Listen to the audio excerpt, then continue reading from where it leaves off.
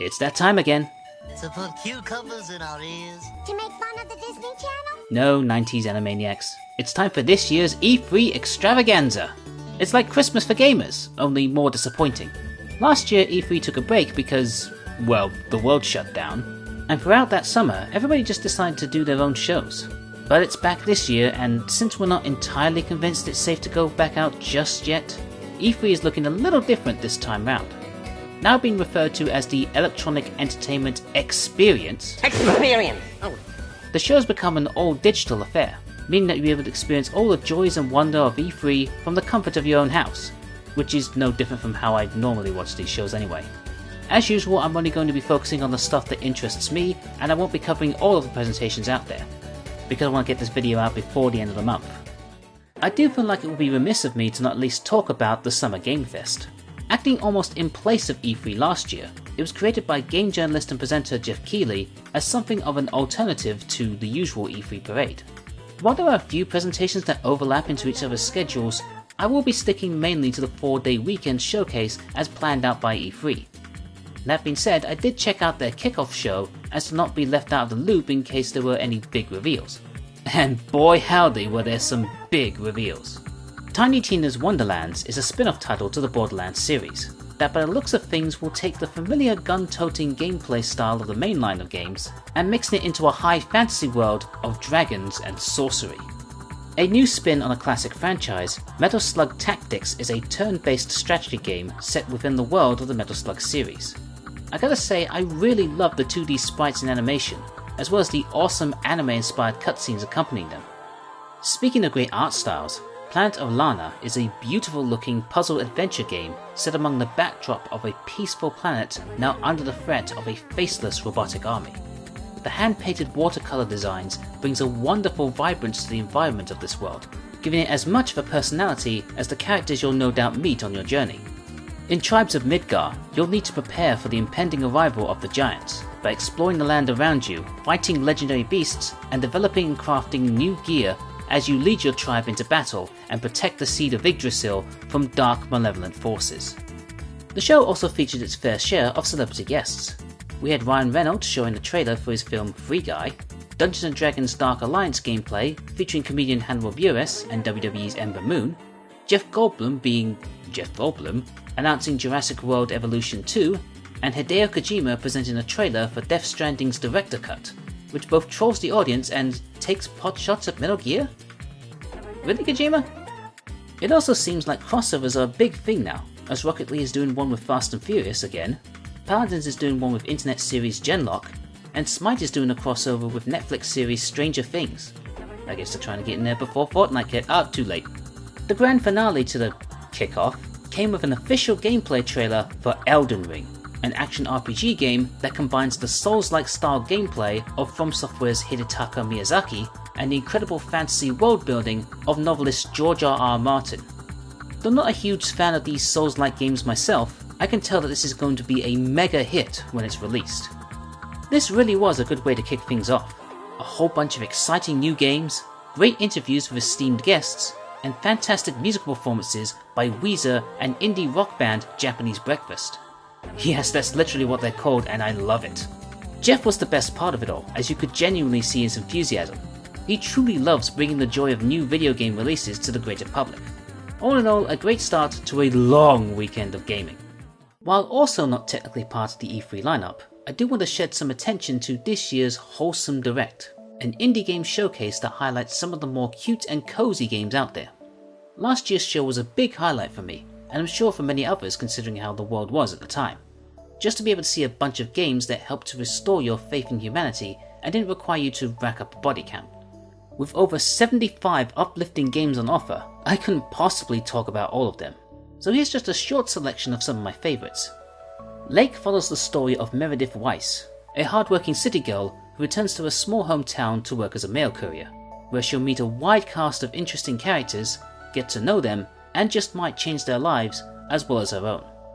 Tracks of Thought is a very different take on the traditional RPG, where instead of battling foes with weapons and enchantments, you'll challenge them through card-based conversations in an attempt to reach some form of common ground. Paralives takes the house building mechanics of The Sims to the next level, by giving you the opportunities to create your own idyllic living space in any way you choose. Battle Cakes is an incredibly adorable RPG where everyone is some form of confectionery, even the cats, whom you can pet. I don't think I need to say anything more.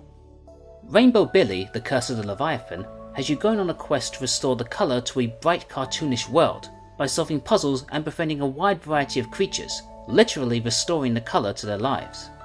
In Unpacking, you'll get to learn a lot about someone as you unbox, place, and rearrange their possessions over a series of moves at different points in their lives. Loddlenaut is an underwater adventure with a strong environmental message as you explore the depths of the sea, gathering and cleaning up all of the waste and restoring life to the ocean. The great thing about games like these is that they're not made to fill a certain criteria or mandate. They give you an alternate look on life and new ways of playing and experiencing games. From keeping things neat and tidy, and cooking a meal for one, to taking photos of dogs, learning to use a pressure washer, or just having a nice walk with your grandmother. There is so much passion behind all of these games, and it's so important that they have a spotlight for the world to see them. Okay, now we can start E3 properly, with our first presentation from Ubisoft. And let's be honest, unless you're a big Ubisoft fanboy, there might not be a lot for you to get excited about. They start things off with Rainbow Six Extraction, renamed from Quarantine because, well, you know. It presents a slightly different spin on their usual Rainbow Six formula, in that instead of battling against terrorists, you're fighting aliens, ones that are very parasitic in nature. A lot of the same game modes and characters from Siege have been brought over, and if one of your operatives are captured, you'll have to mount a rescue mission or else risk losing them and whatever upgrades they're carrying. This is quite the dramatic departure from the more grounded in reality setting of the main series. The Rocksmith series has been going strong for nearly 10 years, and their latest title, Rocksmith Plus, is taking the next step by essentially becoming a subscription service where you can learn to play guitar through your console, laptop, or mobile device, with new arrangements of popular songs being released every week. They really go out of their way to show you how simple it is to learn at your own pace and how to track your skills as you progress. You'll even be able to create and upload your own arrangements. If this sounds like your thing, you can register for their closed beta right now. Riders Republic looks pretty good. An extreme sports title where you can do snowboarding, mountain biking, paragliding, and wingsuit flying across what looks to be a vast open world landscape. There's also plenty of multiplayer competitions to compete in, and lots more content to unlock as your skills progress. They may not sound that exciting, but I just miss the days where you got stuff through playing the game and not paying for it. Most other announcements were just updates for current projects. Rainbow Six Siege introduced a new character, Thunderbird. Assassin's Creed Valhalla is getting some DLC, including one that lets you experience the life of a Viking that isn't about fighting and pillaging. A Far Cry trailer that shows more chilling acting from Giancarlo Esposito, as well as a season pass that seemingly will put you in the roles of classic Far Cry villains, and a trailer for a new Avatar game, Frontiers of Pandora. Perhaps the biggest takeaway from this show is the new Mario plus Rabbids game, Sparks of Hope. This time they're in space, I guess, and they're fighting an evil space wizard, and... oh please no, not that! Oh god, they made a Rabbid Luma! It looks like a rejected character from the Emoji Movie! Though admittedly the Rabbid Rosalina is pretty funny. Nothing else to say except they show some pre-alpha footage, which is looking really good. And we get a few words from the dev team as well. No reason why it's set in space, but I can only assume it's because someone had been watching Space Adventure Cobra. Like I said before, there's not really anything that interesting to anyone who isn't a massive Ubisoft fan, and the interesting stuff either dragged on too much or didn't show us anything of real worth. Also, the trailer for the new Just Dance game featured Todrick Hall, but no Dancing Panda. However, I did see one in the Riders Republic trailer, so I'm counting that. You got lucky, Ubisoft. Never underestimate the power of the panda. Now we come to the joint Xbox and Bethesda showcase, since the latter was purchased by the former last year. In fact, Todd Howard from Bethesda has been sent out to start the proceedings, and he's brought with him some new footage of Starfield, Bethesda's new IP. It doesn't really give us much to look at though. Some guy walks around Wally's house, and then takes his place in what looks like a recreation of the film The Martian. At least we get a potential release date of November 22. Now just make sure this one works this time. And I mean actually works. By the way, get used to hearing a lot about Xbox Game Pass, because a whopping 27 out of the 30 games on show will be available on this service the day of release. That's basically their MO, putting as much attention as they can on their subscription service, giving back to their community by showing them the benefits of their loyalty. It's not as sinister as I'm making it sound, I think. As for what other games were on offer, Stalker 2 was definitely one of the more impressive looking titles, really showing off the capabilities of the Xbox Series X hardware. Also, am I the only one who thought that this guy would reveal himself to be Keanu Reeves? That would have been scary, for more reasons than one. You're breathtaking! And another game with breathtaking visuals is Forza Horizon 5, which is not that big of a surprise since the Forza games are always stunning to look at, especially when they use things like photogrammetry data to create an incredibly detailed, expansive map of Mexico. It's technology like this that really show off the infinite capabilities of the new hardware.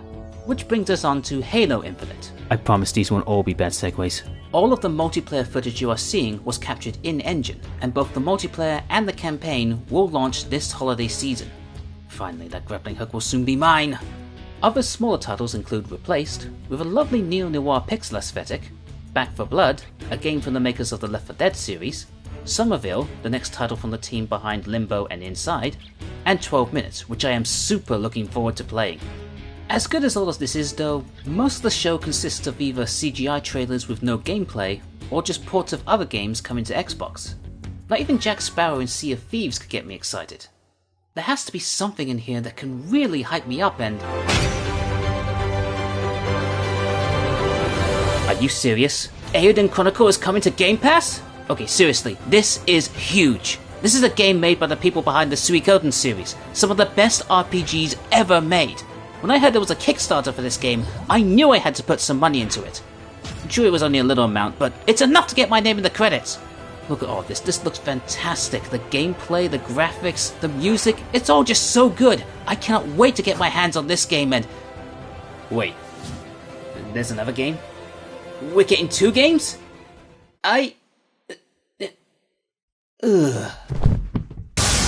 Xbox wins. Fatality. Wait, no, I'm okay. I'm fine. So next up is Square Enix, and right off the bat, they bring you an extensive look at their brand new game, Guardians of the Galaxy. In this story-driven single-player adventure, you'll step into the role of Peter Quill, aka Star-Lord, as you lead the Guardians through a series of cosmic hijinks and space escapades. Throughout the story, you'll be expected to make certain choices on what the team does next, and depending on what choices you make, it will affect not just the overall narrative, but also your relationship with your fellow Guardians. The combat looks like a lot of fun, as you blast and zip around as Star-Lord, giving commands to your teammates and rocking out to a fine selection of classic 80s hits. The creator team show a real love for the original comic books, and have delved deep into that rich history with maybe a few nods to the MCU in an attempt to create an authentically original take on our favourite band of intergalactic misfits. You're probably wondering why I'm spending so much time going on about this one game. Well, 2 reasons. 1, this game takes up about a third of the overall presentation, and 2, there really isn't much else to talk about. Aside from having a closer look at the upcoming Life is Strange True Colors title, which is admittedly intriguing, the rest of the presentation is a major letdown. We got news about the latest updates for Marvel's Avengers, which includes new missions, rewards, and the addition of Black Panther. Way too many mobile titles that don't look any different to what's already out there, and more evidence that Square Enix is just trying to milk that Final Fantasy cash cow for all it's worth, including a trailer for a game called Stranger of Paradise Final Fantasy Origin, where I think the word chaos was said more times than in the Sonic the Hedgehog game. I wish there was more to say about the Square Enix show, but there frankly isn't. Aside from the one really good thing and a couple of alright things, this just wasn't that great at all. Also, between the Guardians of the Galaxy game and Loki's Disney Plus series, I've been hearing Bonnie Tyler way too much lately. Up next, we have the Future Games Show. Games Radar presents the Future Games Show, sponsored by WD Black. This year, your hosts are voice actors Laura Bailey and Troy Baker, who in my opinion did a pretty good job and had some fun banter between them. Not surprising since they're probably really good friends in real life. This is one of those shows where they tend to just throw a lot of stuff at you, so I'm just going to do my best to pick out a few choice games. Dinosaurs seem to be a recurring theme throughout this show, as we got games like Instinction, which I'm guessing is an open world survival game, Jurassic World Evolution 2, which we've already looked at earlier, and Project Ferocious, which has you battling hostile forces that have taken control of the dinos. So if you're a dinosaur fan, you're in luck. Kiwi is a game I've probably mentioned once before, but this trailer has really got me hooked. You and a friend control 2 kiwi birds working at a post office, pasting words together to create letters and sending them out. With plenty of challenging levels and an adorable range of customizable costumes, this package is just too cute to handle. Harold Halibut puts you in the role of the titular character, as you explore life aboard a city-sized spaceship in this narrative-driven adventure. This is a distinctively unique looking title, as the world and characters were created in real life before being scanned into the game. Definitely one to look out for when it comes out. Another visually eye-catching title is Minutes of Islands, a hand-drawn puzzle platforming adventure that sees a young mechanic called Mo explore strange islands and dark labyrinths on a quest to prevent her home from sinking into the depths below the surface. Other fun titles to look out for include first-person shooters like the frantic and fast-paced Severed Steel and the violent and gory Warcry challenges, murder mystery titles like Immortality and Conway Disappearance at Dahlia View, and colourful light-hearted games like Ollie Ollie World and Happy Game. Okay, maybe that one isn't really light-hearted. We even got some gameplay from Sonic Colors Ultimate, which was announced during the Sonic Central presentation a few weeks earlier. The Future Games show was a very consistent showing. Nothing that was absolutely jaw-dropping, but nothing that kept it dragging on for too long. I think the choice of hosts kept the show going at a nice pace. Now we get to limited run games, a part of the E3 weekend that has become a firm favourite of mine since I started doing this 3 years ago. These guys know how to put on an enjoyably tongue-in-cheek presentation. While they seem to have upgraded their green screen technology and have traded out their cardboard audience for one comprised of various bits of stock footage, they're still the same silly cutaway skits, awkward special effects, purposefully erratic editing, and backgrounds that I think were stolen from a Tekken game. As usual, the show was all about what games were going to be given physical copies. This year's selection includes the Zombies Ate My Neighbors plus Ghoul Patrol double pack, a collection of Shantae games called Shantae A Half Genie History, and physical versions of Superhot, Strife, Skatebird, Axiom Verge 2, Ruby Grim Eclipse, and Retromania Wrestling. However, it seems like they're now so popular that they can announce new games as well. Like actual new games. Because along with revealing plans for physical editions of River City Girls, they straight up announced the existence of not just a sequel game, but an enhanced port of a once Japanese-only title coming to Western audiences as a prequel. That not crazy enough for you? Well, how about making a Western release of the Castlevania game Rondo of Blood for, of all things, the long-dead 30-year-old Turbo Duo console? I know, right? It gets even madder though, because for some insane reason, these maniacs are bringing out a modern-day re-release of the Panasonic 3DO title Plumbers Don't Wear Ties, notoriously one of the worst video games ever made. They even got the actress who starred in that game to help with announcing it. Somewhere in the world there is a nerd in a white shirt who is bafflingly confused at the notion of such a prospect. I honestly love the Limited Run Games team, for the goofy, nerdy weirdos that they are, and I am so pleased that they are getting more and more recognition with each passing year. Last stop is Nintendo Direct, and damn, is this a way to end E3 or what? They get their Smash Bros announcement out right away by revealing Tekken's Kazuya Mishima as the newest character joining the fray. Like the other fighting game characters, Kazuya adapts pretty well to his new environment, leveling the competition with powerful attacks, devastating combos, and the ability to trigger his Devil Gene as a final smash. I've also forgotten how epic that Tekken 2 final boss music really is. It's also pretty hilarious to see him dispose of each of his opponents by throwing them off a cliff into a volcano. Can't seem to get Kirby though, Sakurai won't let you. Elsewhere we got some Metroid news, and while we still have to wait a while longer for any info on Metroid Prime 4, we got a huge surprise in a game we thought was long since forgotten about, Metroid Dread, the first original 2D Metroid game in almost 20 years. This has the makings of a proper old-school Metroidvania title, with great-looking graphics, fantastic gameplay, and a chilling sense of foreboding, as Samus has to deal with yet another mysterious threat, battling terrifying aliens and sinister robots. And appropriately, it's coming out this October. Awesome! Other big highlights include Super Monkey Ball Mania, a remastered collection of classic stages in celebration of the series' 20th anniversary. Mario Party Superstars, a collection of N64 era boards and minigames that feels like it should have been DLC for Super Mario Party. A 3D remastering of the first two Advance War titles, called Reboot Camp, and the return of the WarioWare series with their new game, WarioWare Get It Together, featuring the same bizarre minigame fun with multiple characters with different abilities and two-player mode as well. The show started to wrap up with some Legend of Zelda news, and at first things started to look a bit worrying when they started talking about a new expansion for Hyrule Warriors Age of Calamity and the HD remaster of Skyward Sword. Then Eiji Aonuma introduced us to the Legend of Zelda Game & Watch system, a collector's item in celebration of the series' 35th anniversary that includes 3 classic Zelda games, the original NES Legend of Zelda, Zelda 2 The Adventure of Link, and the Game Boy version of Link's Awakening, along with an interactive clock and timer, and a Zelda-themed version of the Game & Watch title Vermin. Finally, we got to see more from the sequel to Breath of the Wild. Once again, Link will descend upon the land of Hyrule as parts of Hyrule ascend into the sky, creating floating islands. New enemies and challenges lie in wait for the hero of Hyrule, along with new powers and abilities as he uncovers the mystery of the new malevolent force that holds Hyrule Castle in literal suspension. 2022 can't come soon enough. You always seem to know where you are with Nintendo Direct. No fancy or overbearing hosts, just a constant stream of tantalizing games with a few surprises thrown in to keep you hooked. And so another E3 comes to a close.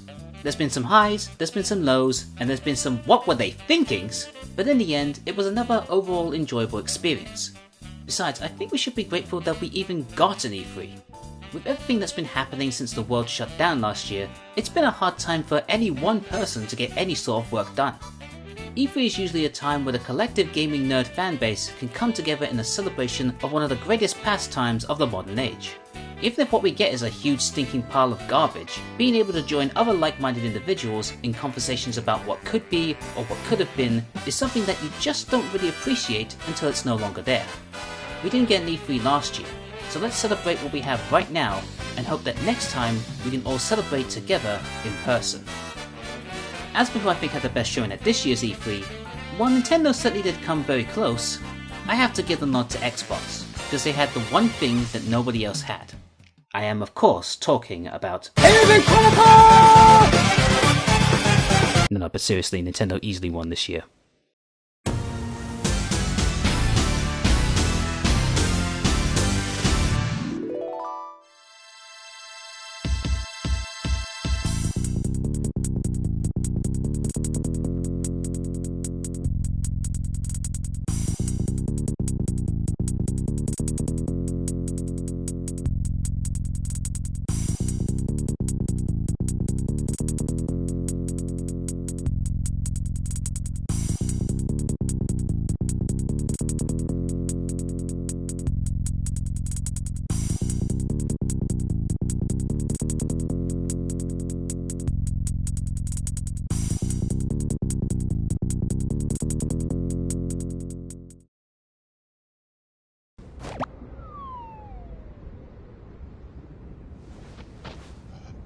Captain, no splash. Not a sound.